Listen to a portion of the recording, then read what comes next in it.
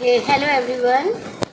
We hope कि आपने हमारे लास्ट वीडियोस देखे हैं। हमने जो भी आपको टिप्स एंड ट्रिक्स शेयर की है, फ्री हमारे बेसिक क्लासेस ये चल रहे हैं। अगर आप वो देख लोगे तो आई होप कि आपके बहुत सारे क्वेश्चन जो है, बहुत सारे डिफ़िकल्टीज़ जो है, जो आपको इश्यूज़ आते हैं, वो रिज़ॉल्व हो जाएंगे।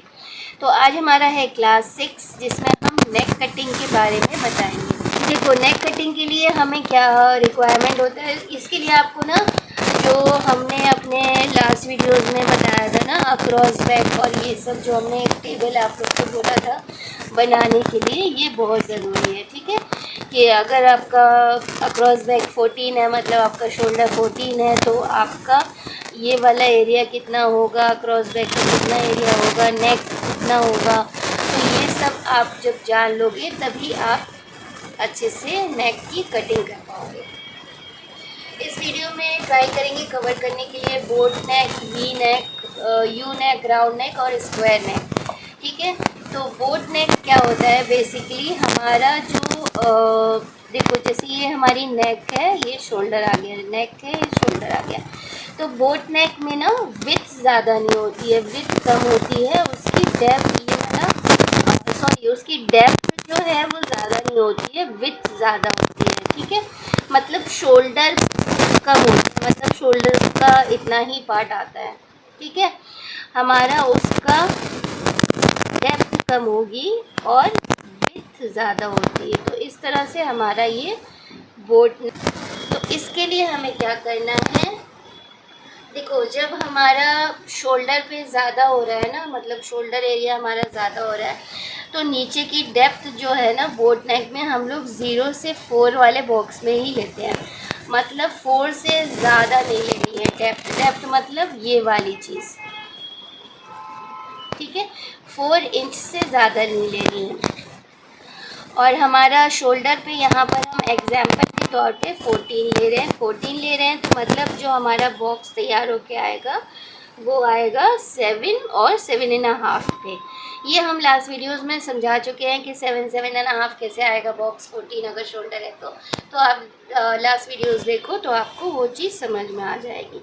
तो अब क्या करना है, देखो, जैसे हमारा 4 हमने डेप्थ ली है, मतलब हमारे जो गले का डेप्थ आएगा, मतलब ये वाला एरिया, ये हमने 4 लिया है यहाँ से यहाँ तक का। तो हम शोल्डर के एरिया की तरफ भी 4 इंचेस पे एक मार्क कर देंगे। और यहाँ पर क्या हुआ, हमारा हाफ इंचेस ये स्टिचिंग में चला गया। ठीक है, इसका मार्किंग है। तो यहाँ कितना बचा, 2.5, 2.5 प्लस हाफ 3, मतलब ये वाला एरिया हमारा 3 बच रहा है। ठीक है, जो शोल्डर पे हमारा तैयार होके आ रहा है वो कितना आ रहा है, 2.5 होके। हाफ इंचेस यहाँ सिलाई में जाएगा, हाफ इंचेस यहाँ पर सिलाई में जाएगा, तो आपके शोल्डर पे जो बचेगा वो बचेगा 2। ठीक है, और हमारी डेप्थ कितनी है, 4 है। तो इसके लिए जो हम पेस्टिंग का पट्टी बनाएंगे वो कैसे बनाएंगे, वो कैसे होगा, 4 + 4 + 2 इंच, 4 + 4 + 2। 2 इंच किस लिए हमने रखा है, for stitching, for folding area, तो ये सब के लेके हमारा 10 हो जाएगा।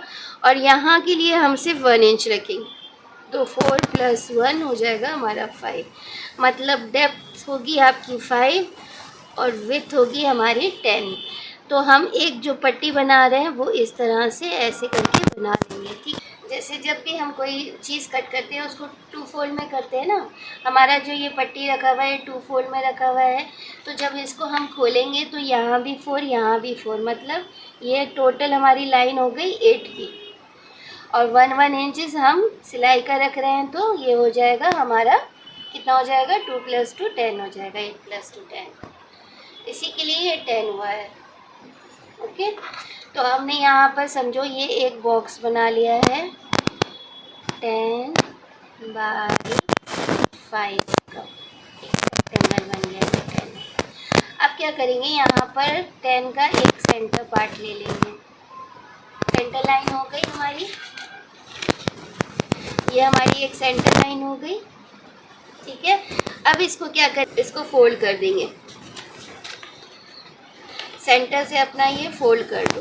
फोल्ड कर दिया। अब यहाँ से आपको क्या करना है, यहाँ से फोल्ड लेना है, यहाँ से ये जो फोल्डिंग पार्ट है हमारा ऑन फोल्ड है ना, वहाँ से आपको 4 इंच लेनी है और नीचे से भी आपको 4 इंच तक लेना है। अब ये दोनों पॉइंट को आपको मिला देना है। अब आपको पट्टी कितनी चौड़ी रखनी है, 1.5 इंच 2 इंच जितनी भी रखनी है, आप उसके अकॉर्डिंगली एक और लाइन बना दोगे। ठीक है, अब हम क्या करेंगे, अब हम ये जो एक्स्ट्रा वाली लाइन है इसको कट कर देंगे। एक्स्ट्रा वाली लाइन से कट करते हुए आएंगे और इसको ऐसे करके कट कर देंगे। ठीक है, तो ये खुल के हमारा इस तरह से डिज़ाइन आएगा। तो सेम डिज़ाइन हमको इस तरफ भी क्रिएट करना है। ऐसे करते हुए आएंगे, इसको आप ट्रेस कर सकते हो, चॉक को प्रेस करके हम लोग ट्रेस करवा देते हैं। अब ये आपका कुर्ता कटा हुआ है। अब क्या करेंगे, जो मिडिल कुर्ता का है और मिडिल जो मेरा इसका है, दोनों लाइंस को मिला के यहाँ पे पिन करेंगे। ये वाली लाइन पे हम स्टिचिंग करेंगे, ये मेरी स्टिचिंग लाइन है। ठीक है, और फिर उसके स्टिचिंग लाइन के यहाँ से 1/2 इंचेस लेके एक और लाइन बनाएंगे और फिर ये वाला पार्ट कट कर देंगे। किसके साथ, कुर्ते के साथ। जो हमने कुर्ता लिया है उसके साथ ये पार्ट कट हो जाएगा।